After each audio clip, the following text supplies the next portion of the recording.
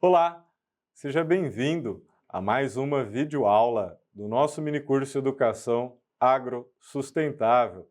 Chegamos até aqui, a nossa última videoaula, unidade número 2 do módulo 4. Parabéns, cursista, que você se dedicou, você se apropriou dos materiais, dos textos, dos vídeos, assistiu às videoaulas, fez as suas anotações, não se esqueçam de estudar sempre com papel e caneta. Existem pesquisas que mostram que quando a gente escreve mesmo a letra A, a letra B, aquilo que a gente está lendo, aquilo que a gente está assistindo, nós ativamos funções psíquicas no nosso cérebro que promovem a aprendizagem. Então, parabéns para você que chegou até aqui. Com certeza, a sua lavoura do conhecimento está muito bonita, está uma lavoura muito verde, muito ampla. Então, olha, obrigado demais pela sua paciência. E agora, na unidade 2, nós vamos falar também de um assunto muito importante e muito interessante. Você já ouviu falar em agricultura sintrópica?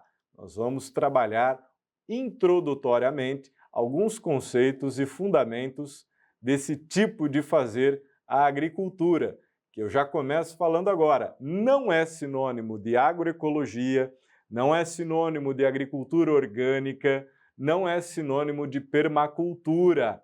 A agricultura sintrópica certamente é um tipo de agricultura sustentável desenvolvida pelo agronegócio. O criador desta expressão é um agrônomo suíço residente no Brasil, lá na Bahia, no estado da Bahia, desde finais dos anos 70, início dos anos 80, chamado Ernest Gish.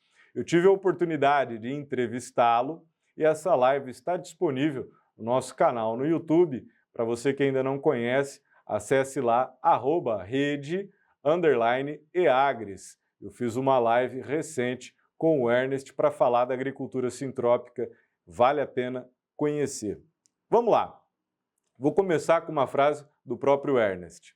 A vida não funciona nos princípios da entropia, do complexo para o simples. A vida se baseia em processos que levam do simples para o complexo, na sintropia.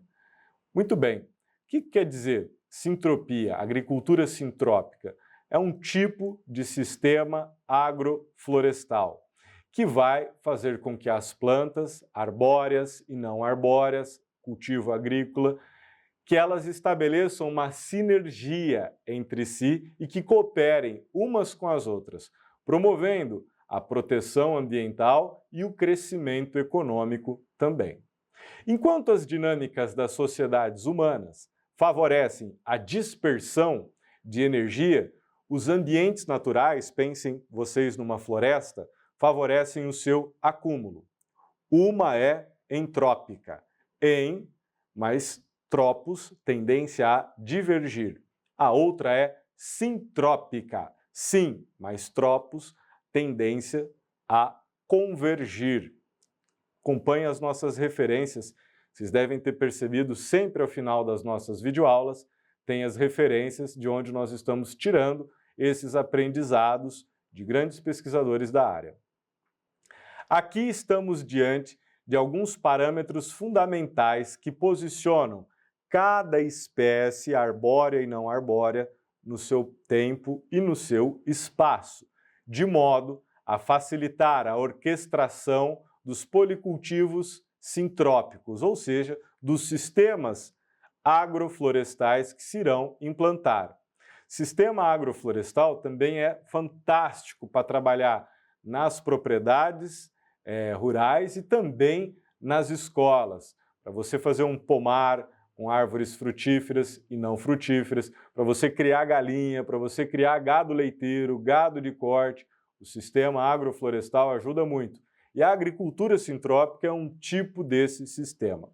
Ou seja, há que se harmonizar a ocupação dos espaços verticais, estratos emergente, alto, médio, baixo e rasteiro, respeitando os passos sucessionais no decorrer do tempo, placentas, secundárias, clímax e transicionais, e ainda explicitando em qual sistema a espécie melhor se encaixa, colonização, a acumulação ou a abundância. Vamos entender esse monte de conceitos que a gente acabou de ver nesse parágrafo do livro da Agricultura Sintrópica que eu trouxe para vocês. Muito bem, quando a gente chega numa área degradada, com baixa matéria orgânica, com pouca presença de micro-organismos, você vê nitidamente, a olho nu, não tem minhoca, quase não tem passarinho, não tem borboleta, você não vê um tatu. Nós estamos diante de um sistema de acumulação, mas na sua fase inicial. Nosso objetivo é melhorar as condições do sistema como um todo. Daí a importância dos sistemas agroflorestais. Ou seja, nós temos que ter em mente que a agricultura e o sistema agroflorestal defende muito isso, a questão principal é a relação ser humano e natureza. Claro, temos que nos preocupar com a geração de renda, porque ninguém vai pagar as suas contas com beijo e abraço, não é mesmo? Mas isso não quer dizer que não dá para conciliar crescimento econômico com sustentabilidade ambiental. Muito pelo contrário, todas as nossas videoaulas deixam claramente, do ponto de vista científico e prático, a sua possibilidade, a sua potencialidade. Muito bem, então nós vamos combinar, por exemplo, um trabalho que o Ernest fez numa fazenda no interior do estado de São Paulo. Ele combinou eucalipto, junto com bananeira, junto com abacaxi, junto com a braquiária, o capim mombaça também. Para quê? Para a criação de animais. E também, numa outra fazenda, fez o mesmo sistema, eucalipto, banana, junto com citros, laranja. E nas entrelinhas de cada fileira, nas entrelinhas, vinha o capim mombaça. Sabe o que aconteceu? Vocês podem procurar essa história, ela está disponível em documentário também no YouTube. Sabe o que aconteceu? Era uma fazenda que usava 57 vezes por ano herbicidas e agrotóxicos. Caiu no primeiro ano absurdamente, até que chegou um ponto, final do segundo ano, início do terceiro ano, que quase não se utilizou mais defensivo agrícola nenhum. Porque essa diversidade de plantas enriquece o solo, aumenta os micro-organismos, aumenta a matéria orgânica e protegeu a cultura principal daquela fazenda, que era a laranja. Só que em vez de fazer uma grande monocultura só de laranjas, colocava sempre o eucalipto, a bananeira, a laranja. Eucalipto, bananeira e laranja. E nas entrelinhas o capim mombaça. Bacana esse tipo de fazer agricultura, protegendo o meio ambiente e provando também a possibilidade do crescimento econômico. Essa história está documentada, fácil de vocês encontrarem nas redes sociais e também na referência que eu coloquei aqui na videoaula. Muito bem, então, primeiro de tudo é identificar, estamos diante de um sistema de colonização, quando o solo é recém-formado, sistema de acumulação ou de abundância? Abundância seria uma floresta já, propriamente dita. A maior parte das escolas, dos solos que a gente está falando, vão se encontrar em sistemas de acumulação. Algumas numa fase intermediária, outros numa fase inicial. Mas a grande questão é, o solo ele precisa ser rico em micro-organismos e matéria orgânica. Esses são dois pilares essenciais para qualquer tipo de solo e se a gente quiser aumentar a sua fertilidade. Tem que ter matéria orgânica e tem que ter micro-organismos. E é isso que nós temos que aumentar junto com o sistema agroflorestal que vai permitir esse incremento. Nós temos que combinar diversos estratos, baixo, médio, alto e emergente, tal como eu comentei lá na Fazenda da Toca, que o Ernest fez a consultoria dele, que ele combinou eucalipto, banana, citros, que é a laranja, e no meio das fileiras o capim mombaça. Temos que trabalhar com diversas espécies, ter o foco na fotossíntese e tentar enxergar a função que cada planta cumpre e que cada organismo cumpre. Aqui o papel do estudo, do conhecimento científico. Esses são princípios introdutórios para a gente entender esse tipo de sistema agroflorestal, esse tipo de agricultura sustentável que é a agricultura sintrópica, que o Ernest tem trabalhado há mais de 40 anos. Vamos ver. Em uma monocultura, seja ela convencional ou orgânica, a fotossíntese acontece em apenas um andar, enquanto durar o ciclo do cultivo. Já em ambientes naturais, as plantas distribuem-se em estratos distintos, baixo, alto, médio, emergente, nos quais cada espécie ocupa um espaço ideal, onde se possa expressar a sua melhor performance.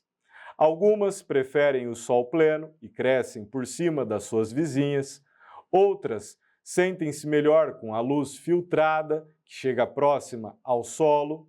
Seria, portanto, reducionista interpretarmos isso como uma adaptação competitiva pela luz, ou uma disputa onde as mais altas usufruem da melhor posição, enquanto as plantas de subbosque se conformam com o que restou derrotadas.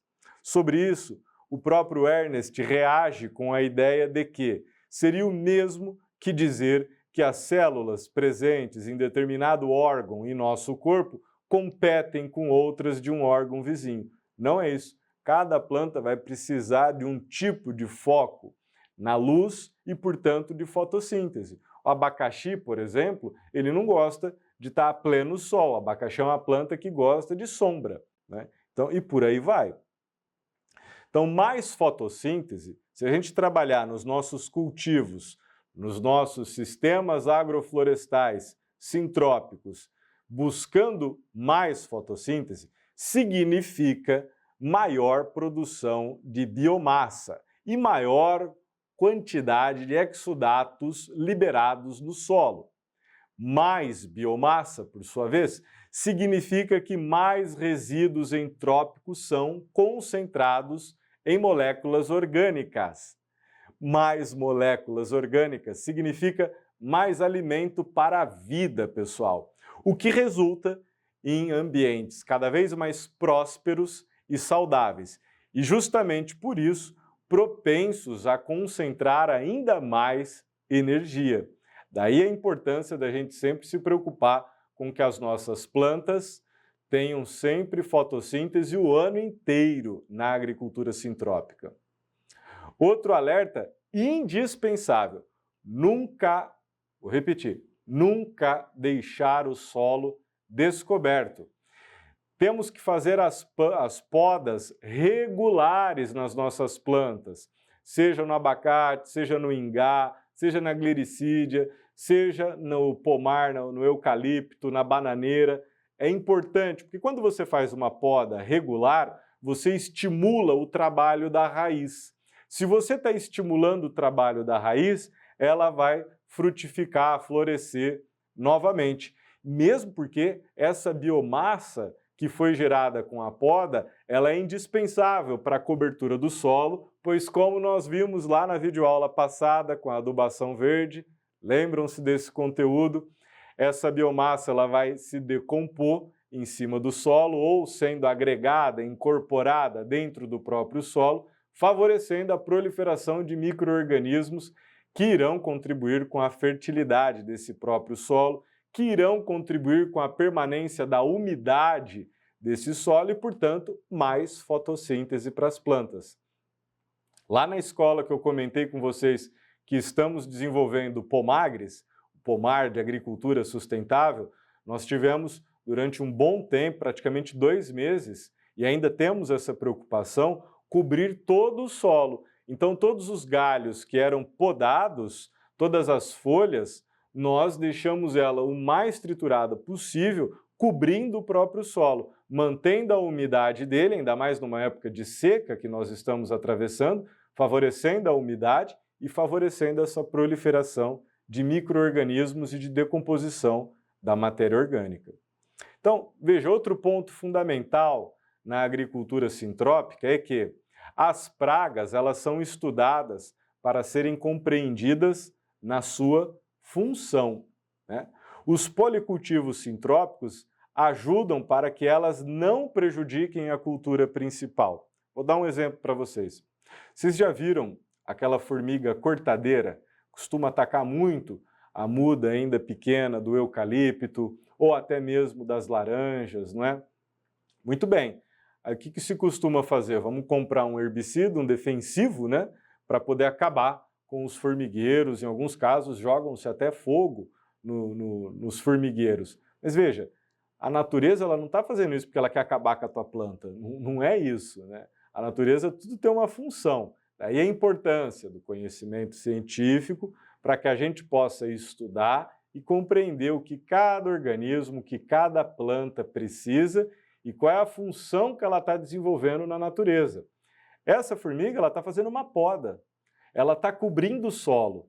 Portanto, se a gente tiver um manejo com capim, com outras forrageiras, com adubos verdes, essa formiga não vai atacar o seu pé de eucalipto, o seu pé de laranja, não vai atacar a sua cultura principal. Então nós temos que entender o entorno e o que aquela formiga está fazendo antes de querer combater. Porque às vezes se a gente só combate e extermina o formigueiro, a gente está postergando o trabalho e um problema que pode até crescer depois. Então é muito melhor a gente investir no estudo, no conhecimento, para poder justamente ter uma ação mais eficaz e ambientalmente correta.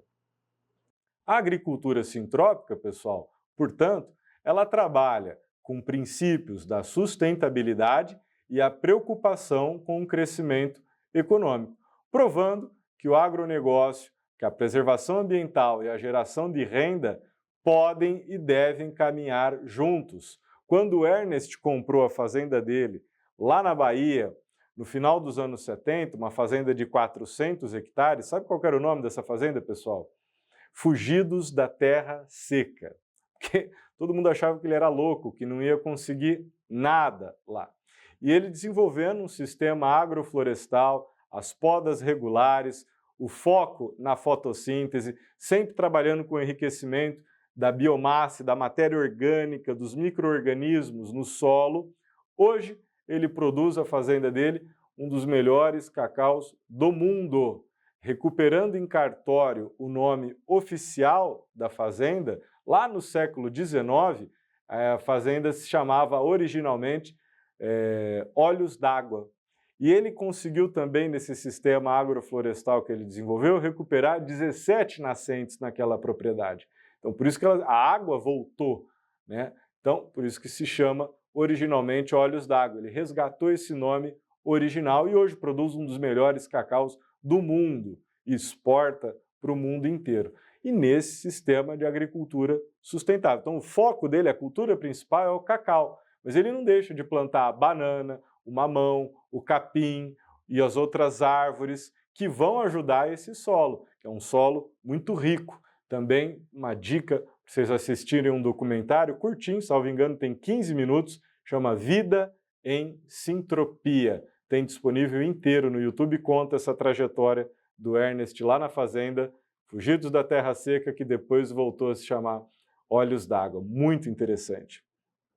O foco desse sistema agroflorestal sintrópico está nas podas regulares para a geração da biomassa e na constante produção de fotossíntese pelos cultivos. Por quê? Porque dessa forma ocorre o aumento desse processo. Por meio do plantio em alta densidade e com conjunto de espécies que ocupam diferentes estratos, alto, médio, emergente, baixo e forrageiro, permite tornar verde escuro o sistema e o ambiente menos quente. É muito interessante. A agricultura sintrópica, portanto, é um dos sistemas agroflorestais que o agronegócio sustentável tem desenvolvido, permitindo também um trabalho interdisciplinar nas escolas muito rico ou até mesmo diretamente nas propriedades, que visa proteger o meio ambiente, conciliando, portanto, a geração de renda e o crescimento econômico. Muito obrigado pela sua paciência, estou à disposição, meu e-mail está disponível no AVA, mas eu vou colocar aqui de novo, r.rossi@ufms.br. Eu trabalho no programa de pós-graduação em educação, com o pessoal do mestrado e doutorado na educação. Adoro, sou um apaixonado por discutir educação ambiental sistemas agroflorestais e desenvolvimento sustentável. Se você tem alguma ideia e gostaria de compartilhar, da gente poder trocar figurinha e se ajudar, entre em contato comigo, para mim vai ser um grande prazer. Não deixe de comentar o que você achou desse mini curso, que eu espero que tenha contribuído e que os frutos da sua lavoura do conhecimento, porque todo professor é um agricultor do conhecimento, possam prosperar, se expandir e se multiplicar. Um grande abraço para vocês, que Deus abençoe cada um e até mais.